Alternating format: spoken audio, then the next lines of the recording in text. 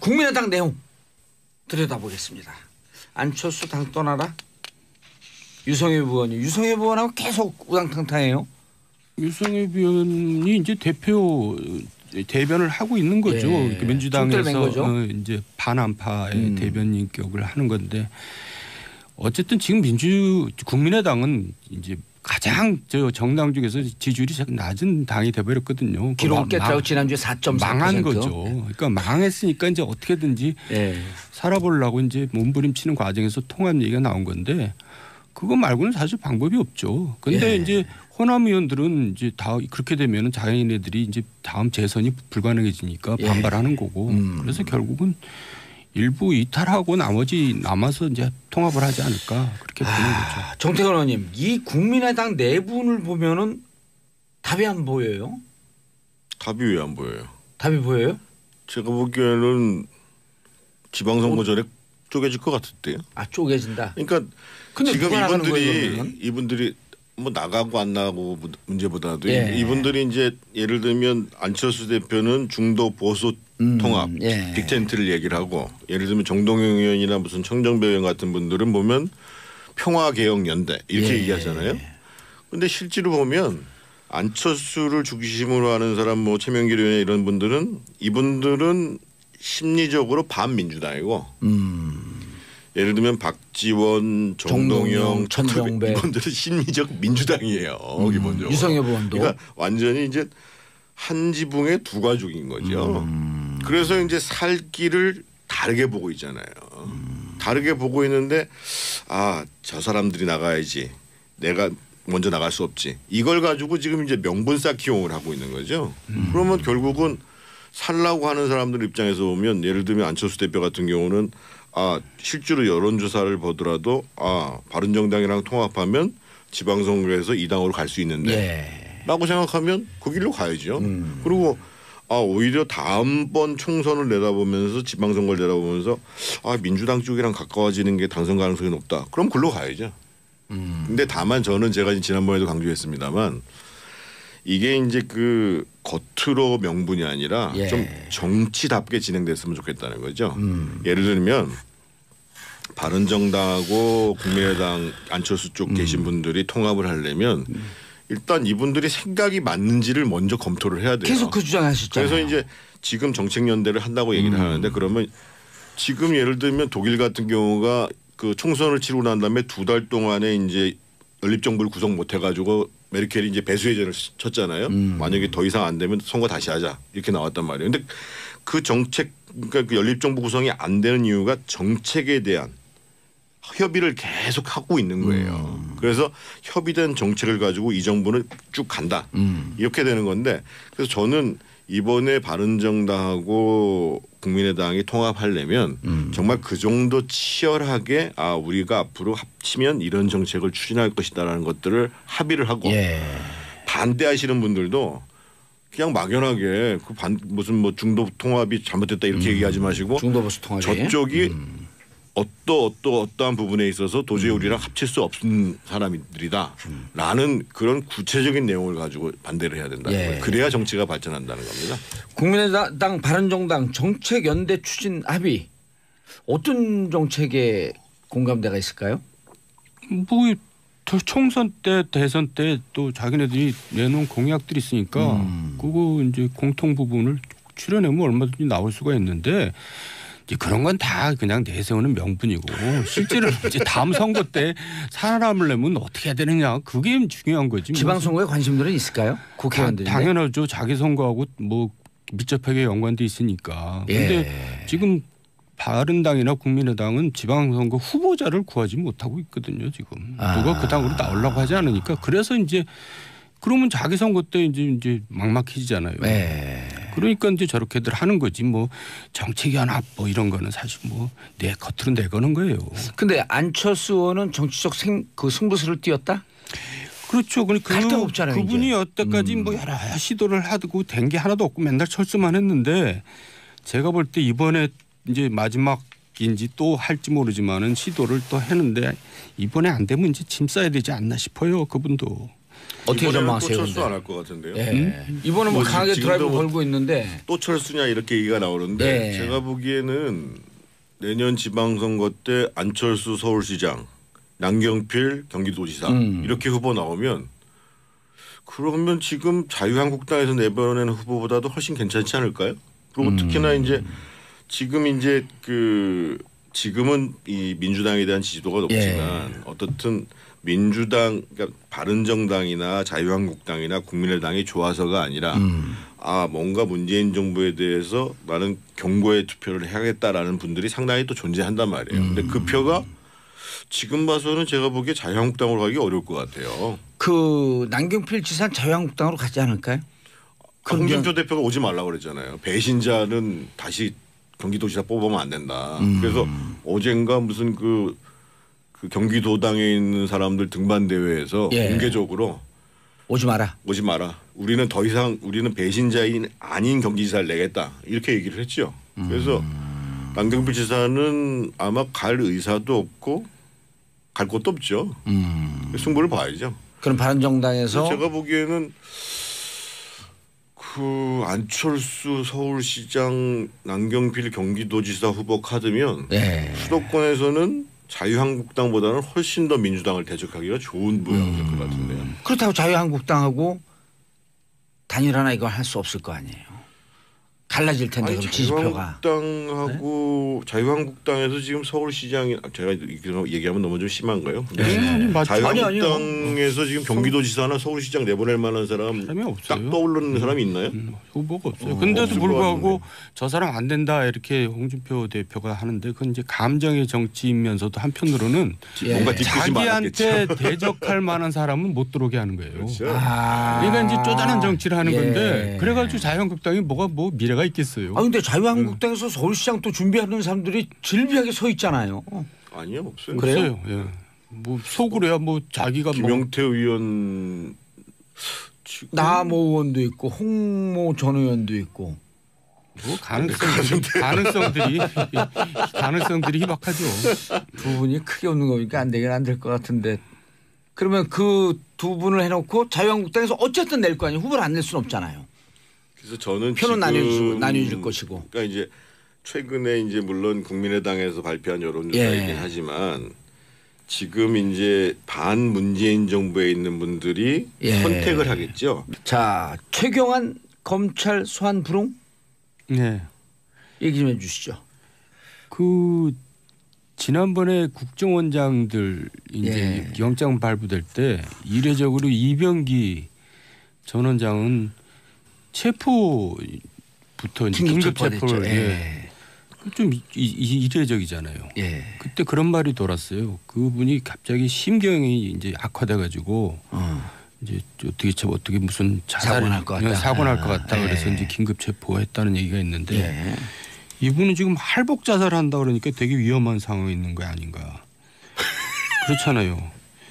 그래서 뭐 좀 농담 좀 남 불행에 대해서 이렇게 얘기하는 게 좀 뭐합니다만 그렇게 뭐 옛날에 쭉 이런 사건이 많았지만은 그래 나 받았어 이렇게 얘기한 사람은 한 번도 못 들어본 것 같아요.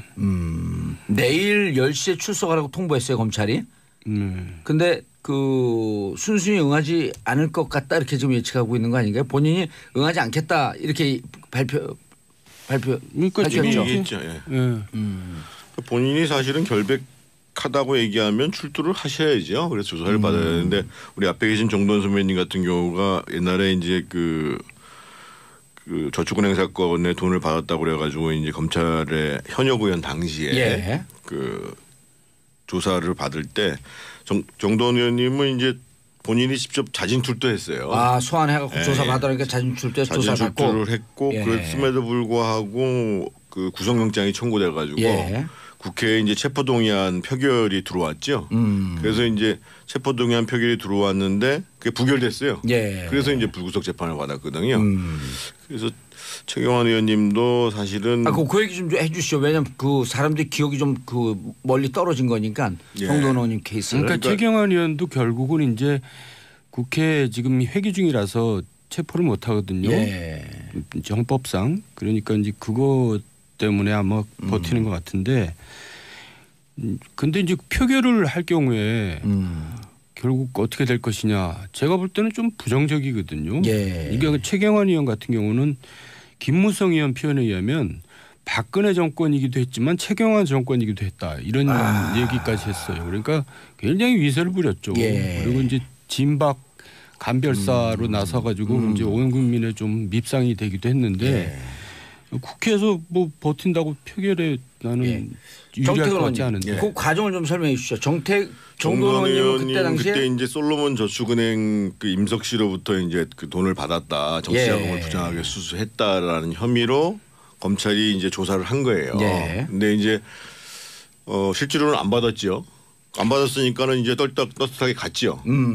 갔는데 어떻든 그 이상득 의원하고 같이 받았다라는 형식으로 해서 구속영장을 청구한 거예요. 그래서 이제 국회에서는 그게 이제 부결됐고 체포 그래서 이제 특권. 1심 재판을 불구속 상태에서 받았는데 1심 재판부가 그거를 유죄로 봐야 된다. 같이 받은 거로 봐야 된다. 해가지고 법정 구속됐어요. 그 추운 날이었는데 그래가지고 또 2심에서도 또 이제 유죄가 판결 나가지고 10개월을 다 처음에 이제 1년 받았다가 10개월로 줄어들었죠. 그래서 다 10개월을 살고 나와서 상고심에서 대법원 판결에서 무죄 취지로 파기환송된 거죠. 그럼 10개월은 생징역을 산 거예요? 살았죠. 그럼 어떻게 되는 거예요, 이거는? 그래가지고 제가 보기에는 그게 이제 보상금을 아마 이제 혐의가 없는 사람을 징역을 살렸으니까 국가가 배상금이죠, 배상금. 배상을 해가지고 배상금을 꽤 많이 받으셨는데 어디다 좋은데 기부하셨다는 얘기 들었어요. 얼마 받으셨어요, 배상금은? 6,350만 원 받았는데 굉장히 멋있는 척하면서 기부를 했는데 지금 생각해보면 좀 아까운 것 같아요. 근데 그 사건을 사실 그 대통령 이명박 대통령 재임 기간 중에 이제 헌정사상 처음일 거예요. 이제 형이 바로 구속이 됐거든요. 재임 중에 저축은행 사건. 그러니까 이명박 대통령께서는 타격이잖아요. 그러니까 이제 여야 의원 하나씩 끼워넣기를 한 거예요. 불타기로. 그래서 이제 박지원하고 저하고 이제 의원하고 둘이서 이제 수사를 받게 됐는데 박지원 의원도 무혐의가 됐잖아요. 결국 무혐의 됐죠. 근데 이제 불체포 특권이라는 게 굉장히 국민의 지탄을 받는 부분인데 한 가지 좀 또 억울한 경우가 있어요. 저 같은 경우는 체포가 돼서 내가 영장 심사 내가 받으러 가겠다 내 발로. 근데 내 발로 갈 수 있는 방법이 없어요. 국회법상 국회에서 표결 처리를 해야지 갈 수가 있어요. 그러니까 의원들이 이 사람 문제 있다 해줘야지 가는 거예요. 내가 안 가겠다 그런 게 아니라 나 가겠다 그러는데도 의원들이 이 사람 보내야 된다라고 동의를 해줘야지만 구속이 되는 상황. 독특하네요 그게. 그게 모순이에요. 그러니까 사람들이 잘 모르는데 그러니까 안 가려는 사람한테는 이게 이제 방패막이 되지만 가겠다는 사람한테는 굉장히 억울한 일이 돼버려요. 동정들한테 표결을 구해야지만 된다는. 그러니까 이제 그 사정을 알고 그때 72대 197로 부결을 시켰죠. 그런 경우도 상당히 있습니다. 조사 받은 거 보고 무죄 나온 거 보면 이제 그거는 사필 규정인데 그럼 최경환 의원 같은 경우는 그 코스대로 하면 가야 되는 거 아니에요? 무죄라고 한다면 본인이. 지금은 뭐 검찰 입장에서 보면 체포동의안을 국회에다 제출할 수밖에 없죠. 그러니까 이제 불체포 특권이라는 것을 좀 역사적으로 이해할 필요가 있는데요. 그러니까 이제 이게 영국에서부터 시작했습니다. 1600년대에 시작됐으니까. 왜냐하면 이제 왕이 의원들이 왕에 대해서 비판을 하면 회의하다가 그냥 잡아들이면 그러면 이제 국회가 진행이 안 될 거 아니겠어요. 그래서 이제 미국 헌법, 뭐 영국 헌법 말할 것도 미국 다 이제 헌법에 규정되어 있는 겁니다. 이게. 그러니까 그래서 일부에서는 시민들이 잘못 알고 있어서 국회의원 불체포 특권 폐지해야 되는 거 아니냐 이렇게 얘기하는데 그러려면 헌법 개정해야 됩니다. 우리도 헌법 44조에 보면 기본적으로 회기 중에는 체포하려면 동의를 받아야 된다.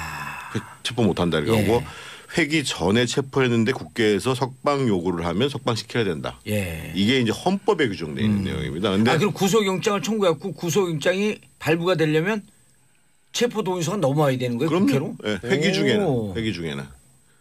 그래서 이제 이것이 이게 이제 옛날에 이제 예를 들면 뭐 박정희 정권 시절 같은 경우에는 그런 경우 많았잖아요. 막 주워다 폐기도 했고 그러잖아요. 국회의원들. 그랬죠. 그래서 이제 근데 이제 정부가 이제 문민정부 되고 민주정부가 되고 나서 사실은 국회의원들이 자기의 비리를 방어하는 수단으로 쓰니까 이거를 이제 이렇게 하면 안 되겠다. 그래서 이제 2005년도에 어떤 법안이 생겼냐면 국회법상 체포동의안이 들어오면 24시간 이후 72시간 내에 무조건 표결 처리를 한다.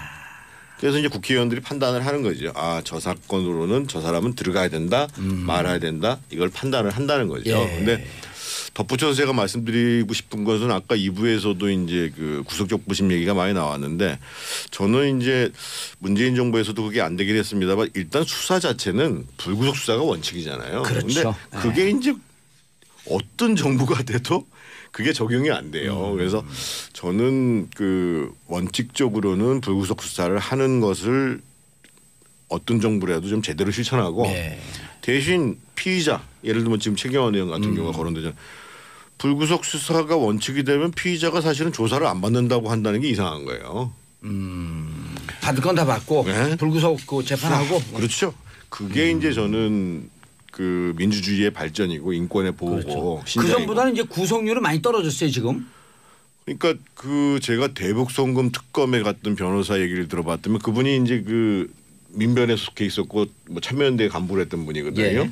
근데 이제 대북송금 특검에 차출을 갔어요. 그래서 열심히 하는데 평소에 소시는 불구속 수사인데 이게 특검에 딱 가니까 구속시키는 게 관례라는 거예요. 그래서 굉장히 괴로웠대요 사실은. 근데 그래서 제가 왜 그러냐고 그러면 이게 구속 수사를 하는 거하고 불구속 수사하는 거는 엄청난 차이랍니다. 구속 수사가 너무 편하다는 거예요. 편하죠. 그래서 이걸 관행한다는 잘 거예요. 불고 일단 구속돼 있으니까. 근데 이제 최경환 의원의 경우는 그 자기가 수사에 응하지 않는 이유로 공정한 수사가 담보되지 않았다 이렇게 얘기하는데 좀 납득하기 힘든 제 이유인데요. 왜냐하면 중앙진공이라고 중소기업공단 진흥공단 네 이제 보호자진을 이제 그 강제로 이제 청탁해서 이제 취업시킨 사례가 있어가지고 중진공 이사장이 지금 구속돼서 재판받고 있거든요. 근데 부탁한 사람은 조사도 제대로 안 하고 부탁받은 사람은 구속시켜서 재판받고 그때 이제 박근혜 정부 시절이니까 굉장히 불공정했어요. 그러니까 본인한테는 굉장히 그 불공정한 우리가 볼 때는 불공정한 사례였는데 그때는 뭐 아무 얘기 없다가 지금 와서 이제 공정한 수사가 담보 안 된다 이렇게 얘기하는 거는 좀 일반 사람들이 납득하기 좀 힘든. 그럼 이제 앞으로 절차는 어떻게 됩니까? 그 체포동의서를 국회에 보내야 되나요? 그럼요. 아마 이제 그 원래는 회기가 12월 9일로 끝나게 돼 있잖아요. 근데 이제 12월 9일 끝나고 난 다음에 또 법안 때문에 회기가 연장될 가능성이 있어요. 그러니까 만약에 회기가 예정대로 끝난다 그러면 검찰 입장에서 보면 이제 12월 10일 날 불러들이면 되는데 회기가 아니니까. 불러들이면 되는데 문제는 국회 회기가 임시국회가 연장이 된다. 그러면은 기본적으로 검찰 입장에서는 이제 체포동의안 요구해야 되죠. 요구해야 되고. 근데 제가 볼 때는 표결을 하든 나중에 이제 회기가 끝나서 뭐 영장이 발부되든 시간 문제인데 본인이 지금 굉장히 무서워서 지금 피하는 것 같은 느낌이 들어요. 그런 것 같아요. 네, 하루라도 좀 밀어볼까 하는. 저는 국회에 가서 표결이 부결나기가 어려운 게요.